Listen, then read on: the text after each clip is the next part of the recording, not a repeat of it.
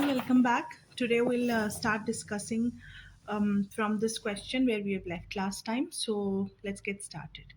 So this is a 45-year-old patient diagnosed with large staghorn calculus. It's measuring 3 by 2 to 3 by 4 centimeter involving the renal calyx. What is the most appropriate initial management? So they are asking about the management of renal calculi, and that definitely depends on the type of calculi and the size. So is it percutaneous nephrolithotomy, percutaneous nephrostomy, open pyelolithotomy, or extracorporeal shockwave lithotripsy? So before we go into the management, let me make one thing very clear. Staghorn calculus is going to be a large and branched stone. So if you're doing extracorporeal shockwave lithotripsy, it's only breaking the stones into smaller fragments, which will definitely injure the tract once it's passing down. Okay, so we are avoiding that in that case. So let's see what the answer here. So it is going to be percutaneous nephrolithotomy because again for the same reason, because staghorn calculi are large branched stone that occupy the renal pelvis and calyces. For first line treatment for stones more than 2 centimeter or complex branched stones, it's going to be percutaneous nephrolithotomy. So it is a minimally invasive procedure with high stone clearance rate. Let's see the other options. Percutaneous nephrostomy. It's not definitive treatment. It's used for urgent decompression and obstruction, mainly the PUJ obstruction, pelviureteric junction obstruction. We are doing the procedure. Open pyelolithotomy is rarely used. It's reserved for failed PCNL or complex anatomy. So first line always we are doing a minimally invasive with high promising rate. So it is PCNL, especially for complex stones with a larger size. Okay, corporeal shockwave lithotripsy, I told you it's ineffective, especially for a large complex stones like staghorn calculus, more than 2 centimeter, because multiple sessions will be needed and the clearance is also incomplete and the injury is also high likely. Okay, next question. A 32-year-old man with history of ulcerative colitis presents with pruritus and jaundice. Investigation reveals inflammation and stricturing of both intrahepatic and extrahepatic bile ducts. What is the most likely diagnosis? So they're asking about the association of what with ulcerative colitis? Is it primary biliary cholangitis, autoimmune hepatitis, primary sclerosing cholangitis, and cholangiocarcinoma? So it is primary sclerosing cholangitis, which is associated with ulcerative colitis. So it is primary sclerosing cholangitis. It's a chronic cholestatic liver disease. So it is characterized by inflammation and fibrosis of both the intra and extrahepatic biliary duct. And it is strongly associated with ulcerative colitis. There are features of cholestasis like pruritus, jaundice, elevated ALP and GGT, and the investigative procedures like MRCP, RCP can show beading of bile duct. Liver biopsy can show the characteristic onion skin fibrosis. Primary biliary cholangitis affect mainly the intrahepatic ducts. It's usually in women associated with anti-mitochondrial antibody. That will be the clue in primary biliary cholangitis. Autoimmune hepatitis, again, it's hepatocellular, it's not cholestatic jaundice, and also it's again associated with autoantibodies, anti-smooth muscle antibody. Okay, cholangiocarcinoma can complicate PSC, but it's not the primary diagnosis. So the primary diagnosis here, in association with ulcerative colitis with a cholestatic picture, think about primary sclerosing cholangitis, and the clue was beading of bile duct, and both intra and extrahepatic biliary ducts are involved. Next question. You are a surgical resident in Ottawa, Canada. The Swiss patient suffered fractures of C2, C3 vertebra after a skiing accident and is now quadriplegic. Paralyzed below the neck, he is mentally competent and have a valid advance directive stating that he does not wish to continue life in such a condition and requests physician-assisted suicide. His family strongly opposes his decision, wishes to continue life-sustaining care, hoping that future advances in stem cell and genomic research may offer a cure. Which ethical framework is most appropriate to guide decision making in this case? So here we are being asked about the autonomy of the patient. And it is clearly mentioned that the patient is in his right mind to make a decision, and he has an advance directive stating that he does not wish to continue in the state. So let's see some ethical framework. Is an integrated model, coherence theory, bottom up models, case based inductive generalization, four quadrant approach, Aristotle virtue theory, principlism, and common morality theory. I've added this question because this has come previously. So, just to get a brief idea of what it is and all. Okay, do not go deep into those principles. Mainly, you need to know the four ethical principles like beneficence, non maleficence, justice, and autonomy. And I have discussed certain questions related to ethics also, and I've posted it in my channel. You can go and watch it. I can link that here. But for now, since this question has come up, let's have a discussion on this. So here we are using the principlism and common morality theory. So this involves conflict between the patient autonomy and the family wishes, as well as issues of beneficence, non-maleficence, and justice, which are the other three components of ethical principles. So the principlism framework is most appropriate because it evaluates autonomy, because the patient is competed here, has a clear advance directive. Beneficence, because we are acting in the patient's perceived best interests. Non-maleficence, we are avoiding prolonged suffering for the patient. And justice, we are respecting legally and ethically accepted standards of care.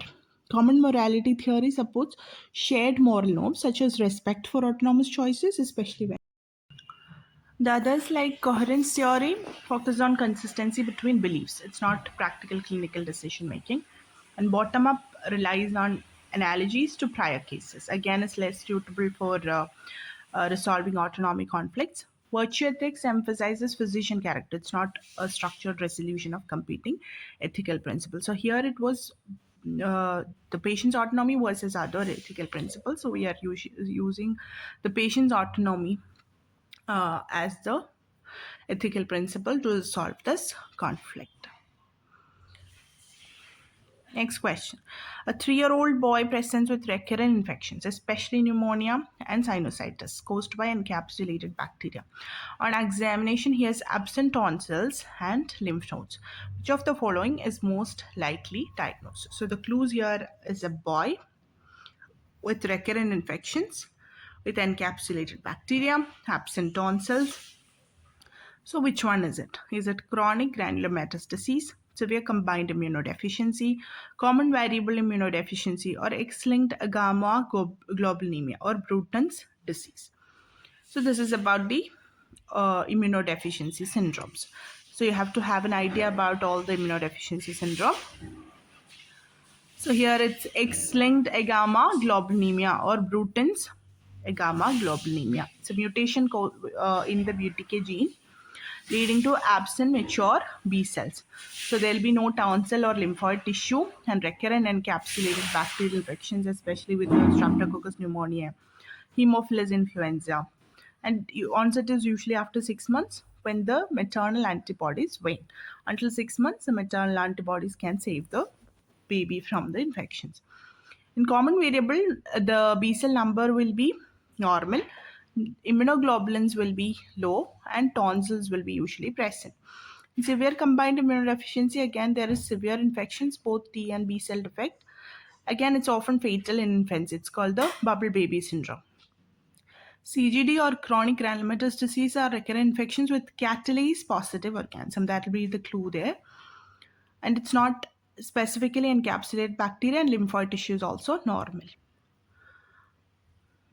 Okay, so that was about the immunodeficiency syndromes. Have a look at your immunodeficiency, which is your severe combined immunodeficiency.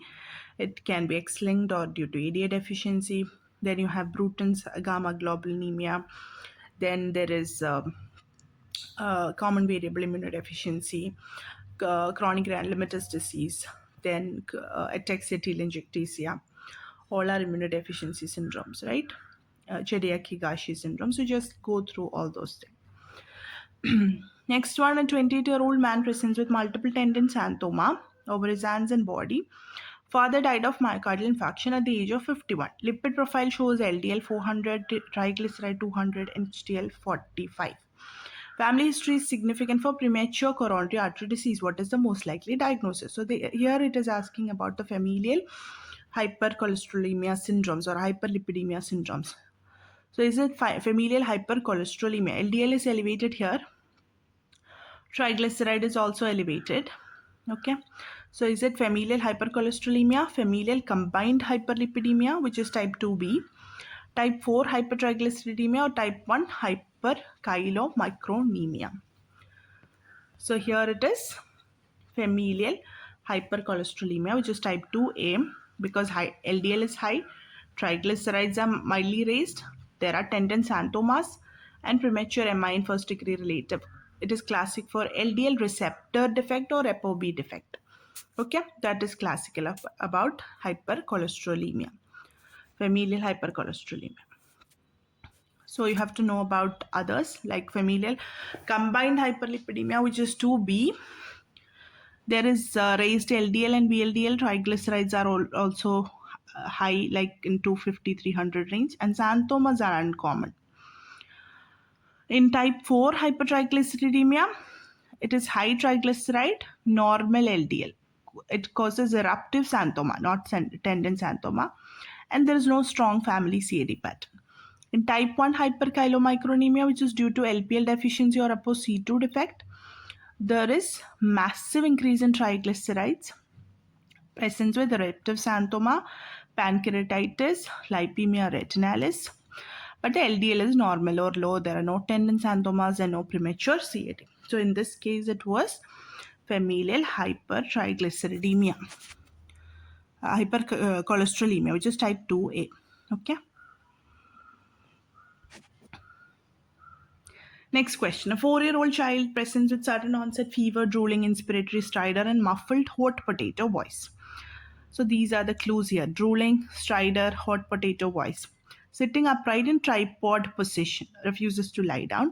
A lateral neck X-ray shows thumbprint sign. Even otherwise, when the X-ray is not available or the patient is coming with drooling, stridor, respiratory difficulty, tripod position, or sniffing dog position, then you have to think about acute epiglottitis. It's a medical emergency and you have to intubate the patient before waiting for an X-ray or a diagnosis. Okay, in group, what will be the presentation? There can be stridor. Okay, so here it is acute epiglottitis. There is drooling, muffled voice, stridor, and the child is in tripod position. Thumbprint sign will be there on X-ray. What will be there on group? In group, the X-ray sign is called steeple sign. Steeple sign. Rapid onset with high fever, and the first priority is to secure the airway. So, intubate the patient.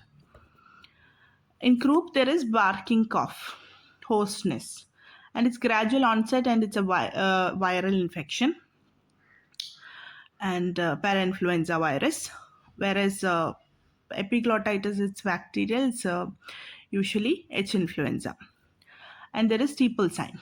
The retropharyngeal abscess, there is neck stiffness, dysphagia, fever. There is a bulging posterior pharyngeal wall, and X-ray shows widened prevertebral space. In foreign body aspiration, it's like a choking episode. There can be localized wheeze or unilateral breath sounds. Next question. A 22-year-old man presents with 3-day history of abdominal pain that began in the periumbilical region, later localized to right lower quadrant. So first happening in the periumbilical or a vague abdominal pain, then localizing to right lower quadrant. Your first diagnosis, first differential is going to be acute appendicitis. On examination, there is a palpable tender mass in right lower quadrant.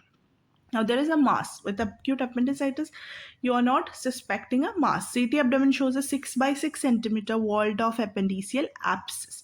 So now this is a abscess. Patient is hemodynamically stable. What is the most appropriate management? Oral antibiotics plus image guided drainage. IV antibiotics plus image guided drainage. Immediate appendectomy within 72 hours. The patient is in infective stage and hemodynamically stable. So better give antibiotic coverage, try doing a drainage. And antibiotics, you'll better prefer IV antibiotics in this case, right? So it is IV antibiotics plus image guided drainage. So this is a case of appendicular abscess or appendicular mass or phlegmon.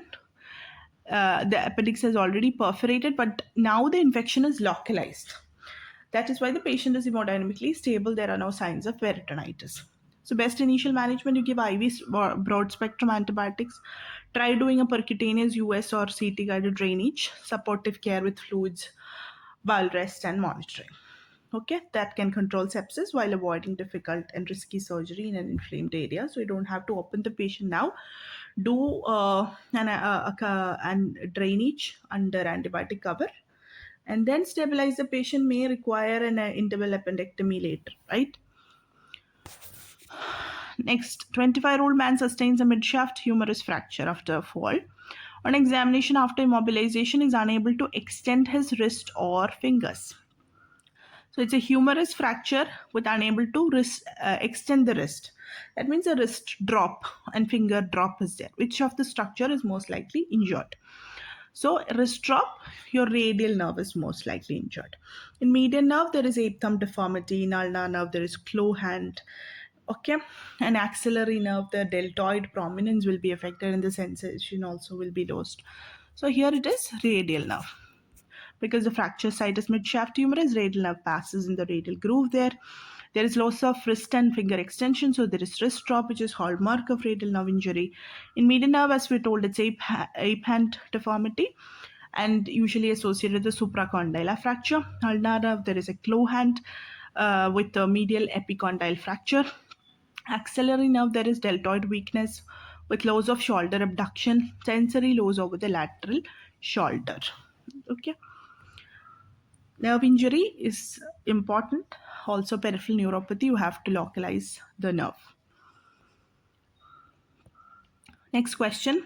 Which anti-epileptic drug is commonly associated with thrombocytopenia and pancreatitis? So is it carbamazepine, phenytoin, valproic acid, lamotrigine? They are asking about the side effects.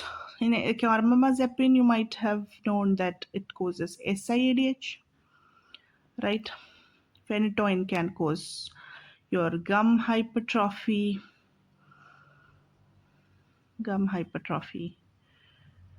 Valproic acid, there are neural tube defects, so it's teratogenic. Lamotrigine, known to cause SJS. Okay. Now they are asking about thrombocytopenia and pancreatitis. So it is valproic acid. So valproic acid has other side effects other than your teratogenic effects. It can cause ammonemia, thrombocytopenia, leukopenia, pancreatitis. It's rare but serious effect, and hepatotoxicity also. Carbamazepine, we told it's SIDH, hyponatremia, and there can be leukopenia also. Phenytoin, gingival hyperplasia, hirsutism and ataxia. Lamotrigine, skin rash, rarely causing Stevens-Johnson syndrome. Once it develops Stevens-Johnson, you have to stop the offending drug and start on other drugs like levetiracetam. Okay. Next question, which of the following antipsychotic medications can increase the risk of seizures? So some drugs can lower the seizure threshold. So it's clozapine, olanzapine, haloperidol, or risperidone. It's clozapine. Okay. It's clozapine.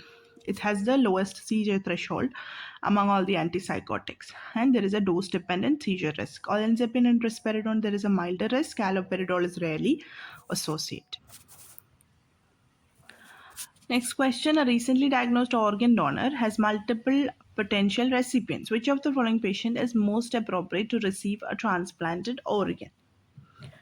Is it a young patient with, so who is having the high likely chance of accepting that organ and having a better survival? That's what they mean to ask. A young patient with acute kidney injury, 75-year-old patient with CKD, patient with HIV and stable organ function, patient with hepatitis, cirrhosis, and hepatic encephalopathy. So we are considering different factors, seeing who needs the organ at the earliest and at the most, who is having a serious injury, and who is having the high likelihood of having a better survival.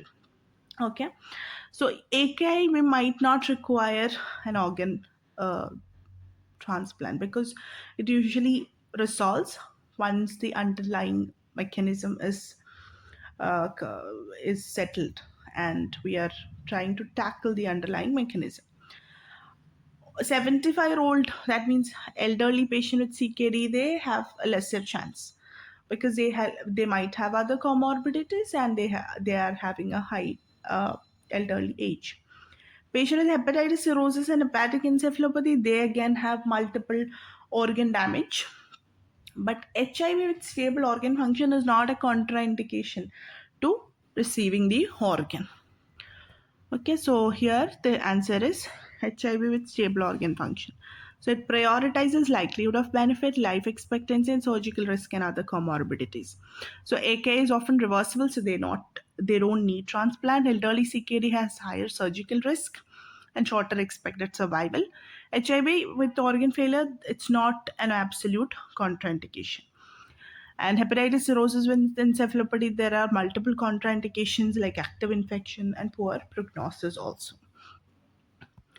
Next question, a 53-year-old woman underwent lumpectomy and sentinel lymph node biopsy for a 2.1 centimeter invasive ductal carcinoma of left breast.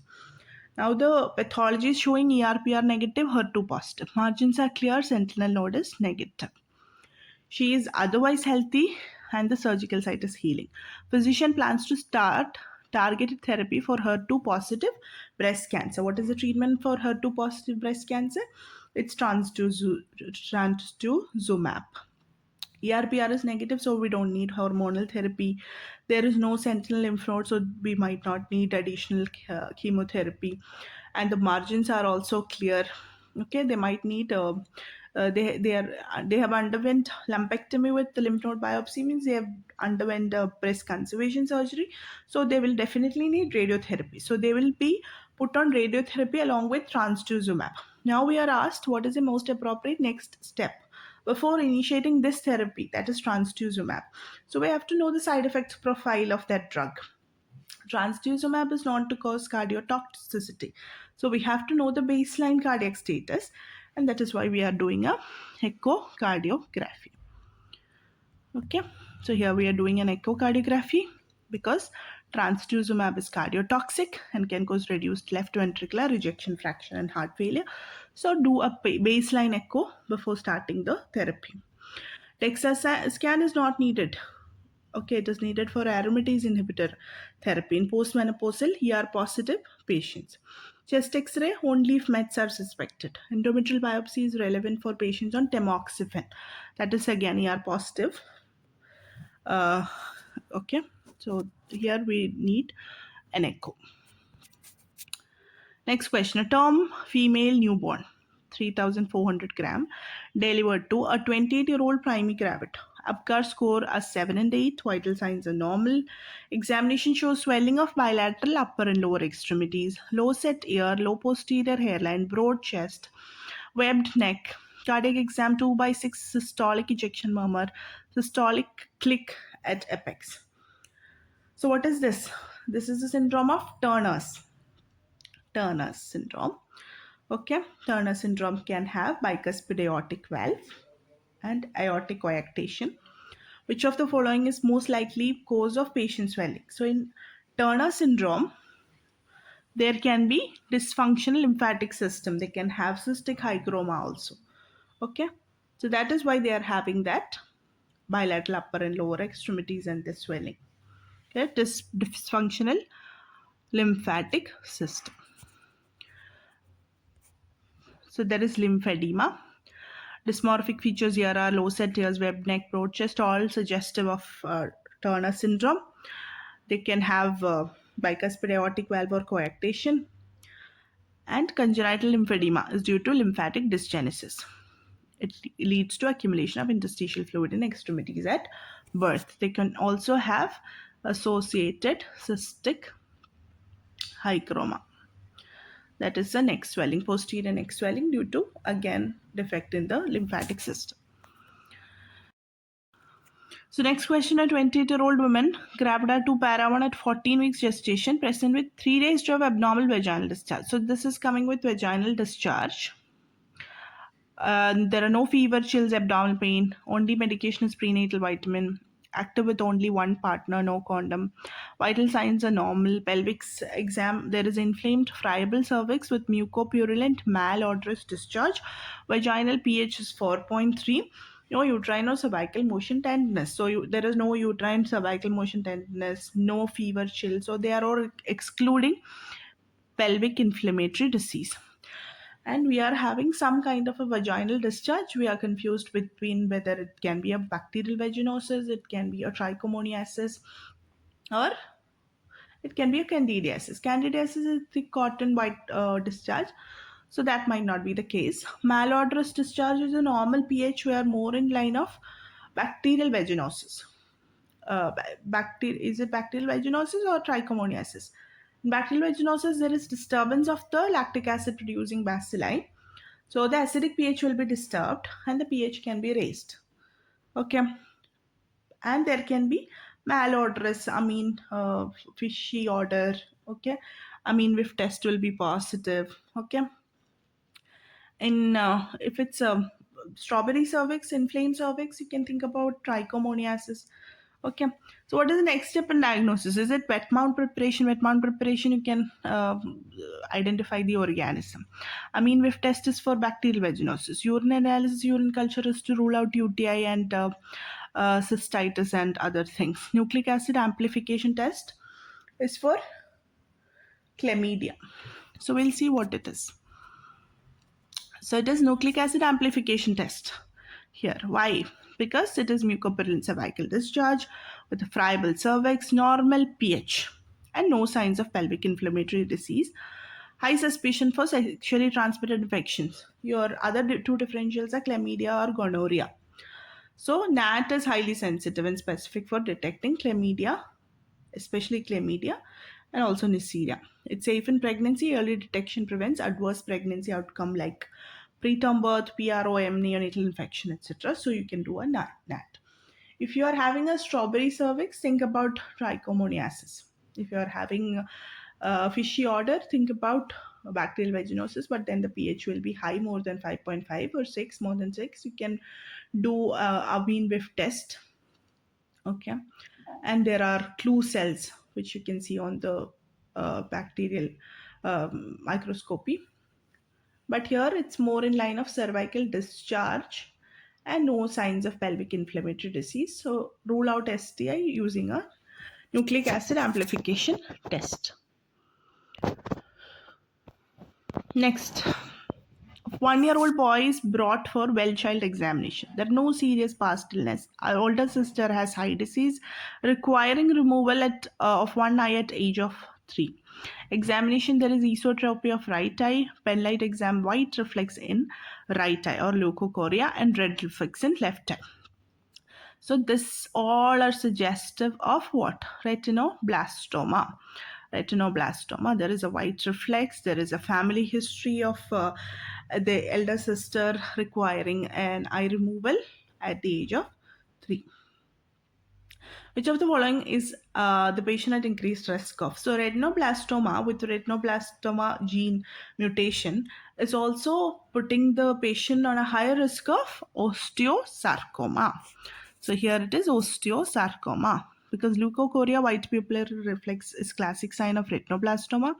Family history is there. So germline retinoblastoma gene mutation put a high risk of bilateral retinoblastoma, also risk of other malignancies, especially osteosarcoma.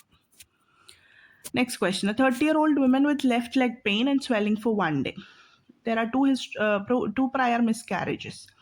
Otherwise healthy, stiff swollen finger joints. Left calf circumference larger than the right. Palpable cord in the left popliteal fossa. All are suggestive of deep venous thrombosis in the left leg. PT is 12 second, normal APT is 51 second, which is prolonged. DVT with PT, APTT prolonged. You can think about your APLA.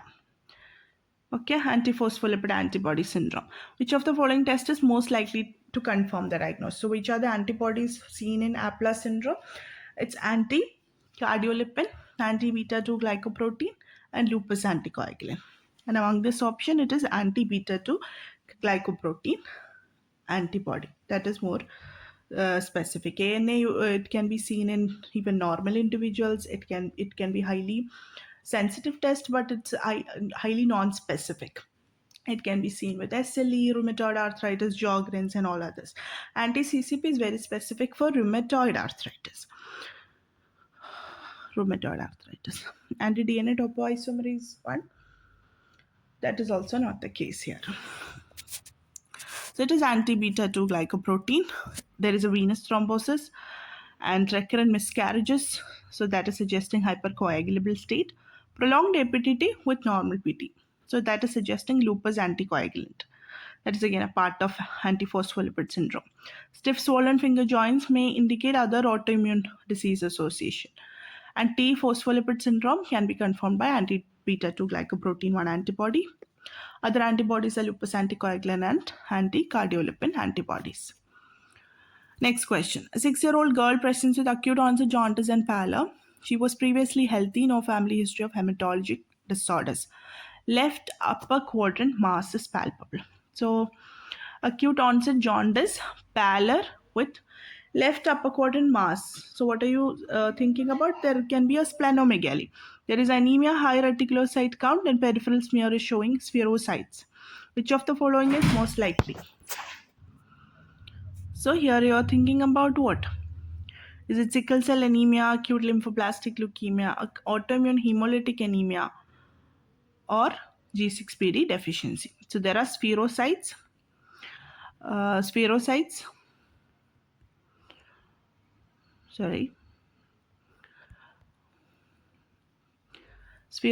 with high retic count and anemia with a left upper quadrant mass. So you're thinking about splenomegaly also.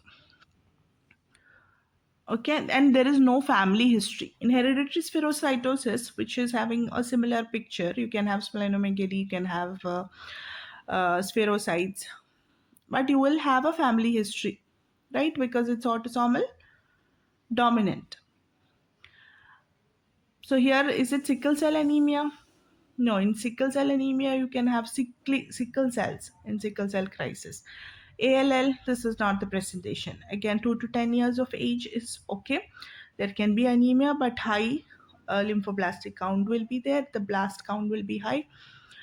G6PD deficiency, it is usually due to drug exposure of fava beans coming with hemolysis. So it is autoimmune hemolytic anemia. So it is autoimmune hemolytic anemia, acute onset of anemia and jaundice, spherocytes. So indicates extrinsic hemolysis. RBCs are being destroyed. High retic count, that means bone marrow is compensating. No family history, that rules out hereditary spherocytosis. Splenomegaly due to RBC destruction. Autoimmune hemolytic is acquired hemolytic anemia due to autoantibodies against the RBC, can present acutely with jaundice, pallor, splenomegaly, and reticulocytosis. Next question, a patient presents with painless jaundice and elevated liver enzyme. So there is jaundice, elevated liver enzyme, no biliary duct dilation. What is the most appropriate next step? Ultrasound of right upper quadrant, repeat CT scan, MRCP, that is magnetic resonance cholangiopancreatography, and or ERCP, endoscopic retrograde cholangiopancreatography. So here CT has been already done. There's no big biliary duct dilation. But there is a painless jaundice with elevated liver enzymes. You have to know the cause, and more sensitive test is MRCP, followed by, if there is anything to be stented or something, you can do an invasive procedure which is also therapeutic, that is ERCP. Okay, so first go for MRCP here. It's non-invasive, can detect small biliary or pancreatic duct obstruction, missed on CT. ERCP is diagnostic and therapeutic, but not the first line.